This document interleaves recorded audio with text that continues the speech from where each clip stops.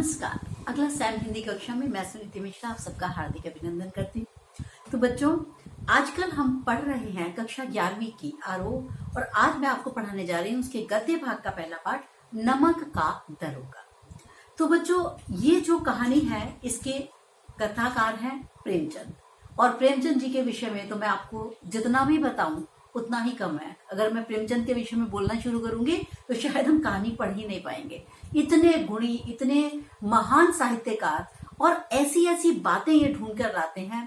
जो इनका नमक का दरोगा है ये भी इनकी बड़ी प्रसिद्ध कहानी है। और सबसे अच्छी बात इनकी क्या है कि जो मानवीय मन की संवेदना होती है, ऐसा लगता है कि जैसे आप जैसे कहते हो ना किसी चीज का पोस्टमार्टम कर देना, तो ऐसा लगता है जो प्रेमचंद है ना वो हमारे मन का, आत्मा का ऐसा मंथन कर देते हैं और ऐसी चीज निकाल के सामने लाते हैं कि जिसका कोई जवाब ही नहीं रहता। देखता है लाजवाब कहानियां हैं सारी, और उन्हीं में से एक है ये कहानी नमक का दरोगा। मैं ये कहानी तो पढ़ाऊंगी, इसका एक आध पैराग्राफ मैं आपको इन्हीं की भाषा वाला भी अवश्य पढ़ाऊंगी, क्योंकि जो मैं अभी तो आपको जो बता रही हूँ सारांश के तौर पे बता रही हूँ, लेकिन एक पैराग्राफ, एक गद्यांश में इसका अलग से भी बताऊंगी, जो मैं इसकी इनकी भाषा की और इनके भावों की विशेषता बताना चाहती हूँ। तो जो नमक का दरोगा प्रेमचंद की बहुत चर्चित कहानी है, जो आदर्शों उन्मुख यथार्थवाद का एक मुकम्मल उदाहरण है। यानी आदर्श तो उसमें है ही है, यथार्थ में क्या होता है इसका भी, यानी आदर्श और यथार्थ का समन्वय करना, ये प्रेमचंद की कहानियों की खास विशेषता है। ये कहानी धन के ऊपर धर्म की जीत है, ऐसा प्रश्न में भी पूछा जाता है। ठीक है, तो इस बात को ध्यान से सुनिएगा। अगर आपको कहानी का सार समझ में आ गया तो आप हर प्रश्न का उत्तर आसानी से दे सकेंगे। तो धन और धर्म को क्रमशः असद्वृत्ति और सद्वृत्ति, यानी बुराई अच्छाई, असत्य और सत्य कहा जाता है।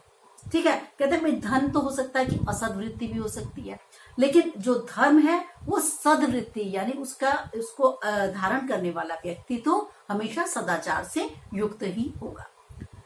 कहानी में इनका प्रतिनिधित्व करने वाले हैं क्रमशः पंडित अलोपी दीन और मुंशी वंशीधर नामक पात्रों ने किया है। ईमानदार कर्मयोगी मुंशी वंशीधर को खरीदने में असफल रहने के बाद पंडित अलोपीदीन अपने धन की महिमा का उपयोग करके उन्हें नौकरी से हटवा देते हैं, लेकिन अंत में सत्य के आगे उनका भी सिर झुक जाता है।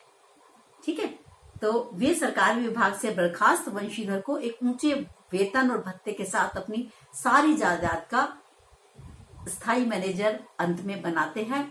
तो ये जो बात है कि किस प्रकार से जो व्यक्ति है वो हमेशा, अगर हम ये कहते हैं कि व्यक्ति का मन हमेशा आदर्शों से परिचालित नहीं रहता, लेकिन किसी भी व्यक्ति का मन हमेशा झूठ फरेब से भी परिचालित नहीं रहता। यानी हमारे अंदर दोनों बातें चलती है, हमारी आत्मा, हमारा मन। कभी कभी हम लोग बुरे काम भी कर जाते हैं, अच्छे होते हुए बुरे काम कर जाते हैं, और बुरे लोग भी कभी कभी बहुत अच्छा काम कर जाते हैं, है ना। तो वो ये दिखाना चाहते हैं प्रेमचंद कि हम लोग इंसान हैं, हमारे अंदर अच्छाई बुराई सब चीजें चलती हैं। इसीलिए प्रेमचंद हमारे जो मन को छूने वाली कहानियां वो इसीलिए, ये फिल्म नहीं है कि हीरो है तो उसमें सारी विशेषताएं हैं और विलेन है तो उसमें सारी बुराइयां ही बुराइयां हैं। नहीं, ये इस तरीके से नहीं चलती इनकी कहानी। इनकी कहानी चलती है यथार्थवाद, जैसे हम लोग होते हैं वैसे इनकी कहानियों में पात्र होते हैं। इसीलिए उनको पढ़ने में हमें इतना रस मिलता है, इतना आनंद मिलता है। चलते हैं। नमक का विभाग बनने के बाद लोग नमक का व्यापार चोरी छिपे करने लगे। यानी अभी जो था नमक का विभाग बन गया था, नमक का एक डिपार्टमेंट बन गया था, तो इसके बाद क्या हुआ कि नमक का जो व्यापार था, बिजनेस था, अब लोग चोरी छिपे करने लगे। क्यों? क्योंकि अब नमक पे टैक्स वगैरह लगना वो शुरू हो गया था। इस काले व्यापार से भ्रष्टाचार बढ़ा, अधिकारियों के पौबारा थे, लोग दरोगा के पद के लिए लालाई थे। सबको लगता था हम दरोगा बन जाए तो हम तो खूब रिश्वत खाएंगे। मुंशी वंशीधर भी रोजगार को प्रमुख मानकर इसे खोजने निकले। उनके पिता अनुभवी थे, उन्होंने घर की दुर्दशा और अपनी वृद्धावस्था का हवाला देकर नौकरी में पद की ओर ध्यान न देकर कहा उन्हें कि ऊपरी आय वाला पद ले लेना, ऐसी नौकरी लेना। ऊपर की इनकम क्या होती है? रिश्वत वाले पैसे जहां पे मिलते हो ऐसी जगह ले लेना। आपको लगेगा ये कैसी बात हो रही है, लेकिन ऐसा ही है, बड़े बूढ़े ऐसा ही सोचते हैं कि आपको सरकारी नौकरी मिल गई है, वहां पे अगर पैसे वैसे ले सकते हो, या इस तरीके की कोई नौकरी ले लो, सरकारी हो या प्राइवेट, जहां पर आपके ऊपर की आमदनी हो जाए, मतलब पैसे बनते जाए। तो उन्होंने कहा भाई ऐसा ले लेना। उन्होंने घर की दुर्दशा अच्छा अपनी वृद्धावस्था का हवाला देकर कहा कि नौकरी की पद पे ध्यान मत देना, ऐसी नौकरी करना जिसमें तुम्हें खूब सारी रिश्वत मिलने का जो है अवसर रहे। वे कहते हैं कि मासिक वेतन यानी जो तुम्हें सैलरी मिलती है, मासिक वेतन महीने पे मिलने वाला वेतन तो पूर्णमासी का चांद है, जो एक ही दिन में मतलब एक दिन तो खूब बढ़िया दिखता है और धीरे धीरे घटते घटते लुप्त हो जाता है। ऊपर से बहता हुआ जो आय है वो एक ऐसा स्रोत है जिससे मनुष्य की प्यास बुझती है। आवश्यकता व अवसर देखकर विवेक से काम करो। वंशीधर ने पिता की बातें ध्यान से सुनी और चल दिए। धैर्य, बुद्धिमान, आत्म अवलंबन व भाग्य के कारण नमक विभाग के दरोगा के पद पर वे प्रतिष्ठित हो गए। घर में बहुत खुशी छा गई। सर्दी के मौसम की रात में नमक के सिपाही नशे में मस्त थे। वंशीधर ने 6 महीने में ही अपनी कार्यकुशलता और उत्तम आचार व्यवहार से अवसरों का विश्वास जीत लिया। अब क्या हुआ, यमुना नदी के तट पर नावों के बने पुल से गाड़ियों की आवाज सुनकर ये जो थे हमारे जो वंशीधर है ये उठ के बैठ गए। उन्हें गोलमाल की शंका थी, उन्हें लगा कि कुछ गड़बड़ होने वाली है, रात में ऐसी कैसी बैलगाड़ियां जा रही हैं। जाकर देखा तो गाड़ियों की कतार दिखाई दी। पूछताछ से पता चला कि पंडित अलोपी दीन जी की ये है। वे इलाके के बड़े प्रसिद्ध जमींदार थे जो ऋण देने का काम करते थे लोगों को। तलाशी ली तो पता चला उनमें तो नमक है। पंडित अलोपी दीन अपने सजीले रथ में ऊँघते से जा रहे थे। उनको ये था मुझे कौन पकड़ेगा, मैं तो जमींदार हूं। तभी गाड़ी वालों ने गाड़ियां रोकने की खबर दी। पंडित सारे संसार में लक्ष्मी को प्रमुख मानते थे। वो सोचते थे भाई पैसा है तो सब कुछ है, हर एक व्यक्ति को खरीदा जा सकता है। न्याय नीति सब लक्ष्मी के खिलौने हैं। उसी घमंड में निश्चिंत होकर दरोगा के पास वे गए और उन्होंने कहा कि मेरी सरकार तो आप ही हैं, आपने व्यर्थ ही कष्ट उठाया, मैं सेवा में स्वयं ही आ रहा था। वंशीधर पर ईमानदारी का नशा था। उन्होंने कहा कि हम अपना ईमान नहीं बेचते, आपको गिरफ्तार किया जाता है। तो जो वंशीधर है उन्होंने सोचा कि मैं तो ईमानदार हूं और ये तो जमींदार मतलब कि जमींदार के कहने में मैं आऊंगा नहीं, उन्होंने उसको मना कर दिया। मैं आपको गिरफ्तार कर रहा हूं, उन्होंने ऐसा कहा। यह आदेश सुनकर पंडित अलोपीनाथ बिल्कुल हैरान रह गए। यह उनके जीवन की पहली घटना थी। बदलू सिंह उसका हाथ पकड़ने से घबरा गया। फिर अलोपी दीन ने सोचा ये नया लड़का है। दीन भाव में बोला आप ऐसा मत करिए, हमारी इज्जत मिट्टी में मिल जाएगी। लेकिन वंशीधर ने साफ इनकार कर दिया। अलोपी दीन ने 40,000 तक की रिश्वत भी देनी चाहिए। 40,000 सोचो उस वक्त कितना है। परंतु वंशीधर ने उनकी एक न सुनी। धर्म ने धन को पैरों तले कुचल दिया। तो मतलब वो क्या कहना चाहते हैं, ये नहीं कहा उन्होंने कि जो वंशीधर है उसने अलोपीनाथ की बात नहीं मानी। तो ये प्रेमचंद की कला है, जिसमें वो कैसे बोलते हैं, धर्म ने धन को पैरों तले कुचल दिया। सुबह तक हर जवान पर यही किस्सा था। पंडित के व्यवहार की चारों ओर निंदा हो रही थी। मतलब जिसकी निंदा होनी चाहिए उसकी निंदा नहीं हो रही। निंदा किसकी हो रही है, दूसरे के व्यवहार की। भ्रष्ट व्यक्ति भी उसकी कड़ी निंदा कर रहे थे। अगले दिन अदालत में भीड़ थी। अदालत में सभी पंडित अलोपी दीन के माल के गुलाम थे। वे उनके पकड़े जाने पर हैरान थे।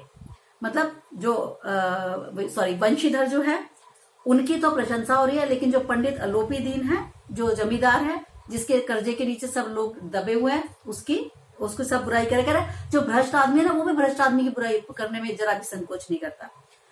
अब कानून के पंजे में फंस गए। अब क्या करेंगे। इस आक्रमण को रोकने के लिए वकीलों की फौज तैयार की गई। न्याय के मैदान में धर्म और धन में युद्ध ठन गया। वंशीधर के पास सत्य था, गवाह लोभ से डामाडोल थे।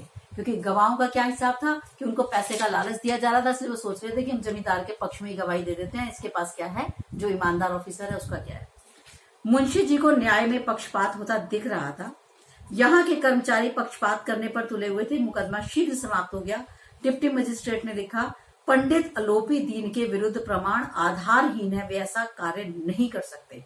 दरोगा का दोष अधिक नहीं है, परंतु एक भले आदमी को कष्ट दिए जाने के कारण उन्हें भविष्य में ऐसा न करने की चेतावनी दी जाती है। इस फैसले से सबकी बातें खिल गई। खूब पैसा लुटाया गया, जिसने अदालत की नींव तक हिला दी थी। वंशीधर बाहर निकले तो चारों ओर से व्यंग की बातें सुनने को मिली। उन्हें न्याय, विद्वता, उपाधियां आदि सभी निरर्थक लगने लगी। अब ईमानदार आदमी के साथ अगर ऐसा होगा कि वो किसी गुनहगार को पकड़े और अदालत के जज ही कह दें कि नहीं, तुझे पकड़ने की जरूरत नहीं थी, वो तो गांव का प्रतिष्ठित व्यक्ति है, तो इस ईमानदार व्यक्ति के दिल पे क्या गुजरेगी। तो ऐसा ही जो था वंशीधर को बहुत बुरा लगा। तो वंशीधर की बर्खास्तगी का पत्र भी एक ही सप्ताह में आ गया और उन्हें अपना कर्तव्य इतनी अच्छी तरह निभाने का दंड मिला था। दुखी मन से वे घर चले। उनके पिता खूब बड़बड़ाए, बेमतलब के ईमानदार बना फिरता है, जी चाहता है तुम्हारे साथ अपना भी सिर फोड़ लूं। उन्हें अनेक कठोर बातें कही। माँ की जो तीर्थ यात्रा की आशा थी वो भी मिट्टी में मिल गई और पत्नी भी मुंह फुला के कई दिन तक बैठी रही। एक सप्ताह के बाद अलोपी दीन सजे हुए रथ पर बैठकर मुंशी जी के घर आए। वृद्ध मुंशी उनकी चापलूसी करने लगे और अपने बेटे को कोसने लगे। अलोपी दीन ने उन्हें ऐसा करने से रोका। उन्होंने कहा, नहीं रुको, आप क्या बोल रहे हो। उन्होंने कहा, अरे मैं क्या बात करूं, मेरे घर में ऐसा फूल तिलक और पुरुषों की कीर्ति को जो है मिट्टी में मिलाने वाला बेटा हो गया। तब इन्होंने उन्हें रोका और रोक के क्या कहा कि ऐसा अच्छा बेटा, पुरुषों की कीर्ति उज्जवल करने वाले संसार में कितने धर्मपरायण मनुष्य है जो धर्म पर अपना सब कुछ अर्पण कर सके। उन्होंने वंशीधर से कहा कि इसे खुशामद मत समझिए। सच बात तो ये है, अलोपी दीन बोल रहे हैं, कि आपने मुझे हरा दिया, आपने मुझे परास्त कर दिया। वंशीधर ने सोचा कि शायद ही मेरा अपमान करने के वजह से यहाँ आए हैं, परंतु पंडित की बातें सुनकर उनका संदेह दूर हो गया। उन्होंने कहा, ये तो आपकी उदारता है कि आप मेरे लिए ऐसी बातें कर रहे हैं, आज्ञा दीजिए। अलोपी दीन ने कहा, नदी तट पर आपने मेरी प्रार्थना नहीं सुनी, पर आज मेरी बात माननी हो। उन्होंने एक स्टाम्प पत्र निकाला और पद स्वीकार करने की उनसे प्रार्थना की। वंशीधर ने पढ़ा, पंडित ने अपनी सारी जायदाद का स्थायी मैनेजर, 6000 वार्षिक वेतन, रोजाना का खर्च, सवारी और बंगले आदि के साथ नियत किया था। यानी उन्होंने कहा कि तुम मेरे घर में, मेरे उसमें नौकरी करोगे और मैं इस नौकरी के बदले में तुम्हें 6000 रुपए दूंगा, रोजाना आने जाने का खर्चा दूंगा, सवारी दूंगा, बंगला कोठी सब दूंगा। वंशीधर ने कांपते स्वर में कहा कि मैं इस उच्च पद के योग्य नहीं हूं, ऐसे महान कार्य के लिए बड़े अनुभवी मनुष्य की जरूरत है। लेकिन अलोपी दीन ने वंशीधर को कलम देते हुए कहा कि मुझे अनुभव, विद्वता, मर्मज्ञता और कार्यकुशलता की चाह नहीं है। परमात्मा से यही प्रार्थना है कि वह आपको सदैव वही नदी के किनारे वाला बेमुरव्वत, उद्दंड, कठोर परंतु धर्मनिष्ठ दरोगा बना के रखे। वंशीधर की आंखें डबडबा गईं। उन्होंने कांपते हाथ से मैनेजरी के कागज पर हस्ताक्षर कर दिए और अलोपी दीन ने उन्हें गले से लगा लिया। तो इसका जो है कहानी का बहुत ही सुखद अंत है और ये बता रहे हैं प्रेमचंद कि कुछ भी करें आप, जो आपकी ईमानदारी है वो आपको कहीं ना कहीं ऐसा मूल्य चुका देती है कि आपका जीवन बड़ी सुचारू रूप से चलता रहे। और दूसरी बात ये भी है कि प्रेमचंद ऐसा कभी भी इस तरीके का अंत नहीं करेंगे अपनी कहानी का, क्योंकि वो चाहते हैं कि आप लोग कुछ सीखें इस बात से। ठीक है ना, कि आपने क्या समझा कि अगर आप कहीं ईमानदार हैं, ईमानदारी से काम करते हैं, तो वो ईमानदारी अगर उस जगह पर काम नहीं आती तो आपको भविष्य में या कहीं और जीवन में आगे बढ़ने के लिए हो सकता है जो रास्ता आपका बंद हुआ है ना, उससे भी ज्यादा बेहतरीन रास्ते ईश्वर ने आपके लिए खोल के रखे हो। तो इसलिए अपनी ईमानदारी से, अपनी निष्ठा से, कभी भी अपने धर्म से किसी भी व्यक्ति को विचलित नहीं होना चाहिए। ठीक है, तो ये बात वो प्रेमचंद हमें कहना चाहते हैं। तो ये जो मैंने आपको कहा था कि मैंने एक गद्यांश मैं कह रही थी आपको कि मैं बताऊंगी, ये बड़ा इंपॉर्टेंट है, 5वां गद्यांश है ये, आप देख लीजिएगा इसको। अब मैं इसकी भाषा बताना चाहती हूँ। दुनिया सोती थी पर दुनिया की जीभ जागती थी। मतलब जब दुनिया सोई भी होती है तो क्या होता है, लोगों का बोलना। जब रात होती है तो लोग रात में कुछ ज्यादा ही बात करते हैं, किस बारे में, जो सुबह का कोई घटनाक्रम गांव में घटित हुआ करता था। सवेरे देखिए तो बालक वृद्ध सबके मुंह से यही बात सुनाई देती थी। वही पंडित जी के इस व्यवहार पर टीका टिप्पणी कर रहा था। निंदा की बौछारें हो रही थी। भाषा देख रहे हो, निंदा कर रहे थे, कह सकता है नहीं, निंदा की बौछारें हो रही थी। बौछार कैसी होती है, एक बार में ज्यादा पड़ती है, तो वो कह रहा है बुराई की, निंदा की बौछारें हो रही थी। मानो संसार से अब पापी का पाप कट गया। अब वो ये देखिए इसका उदाहरण, पानी को दूध के नाम से बेचने वाला ग्वाला यानी बेईमान, पानी को दूध के नाम से बेचने वाला ग्वाला, कल्पित रोज ना मचे भरने वाला अधिकारी वर्ग, रेल में बिना टिकट सफर करने वाले बाबू लोग, और जाली दस्तावेज बनाने वाले सेठ और साहूकार, सब के सब गर्दनों की भांति मतलब सब के सब देवताओं की भांति गर्दनें चला रहे थे। कह रहे सारे के सारे बेईमान क्या बोल रहे थे, ऐसे बात कर रहे थे जैसे ओहो बस पूछो मत, अरे भाई हम तो बड़े जैसे ईमानदार है। तो कह रहे सारे जो भ्रष्ट लोग हैं वो इस तरीके की बातें बनाने में उनका कोई सानी नहीं होता।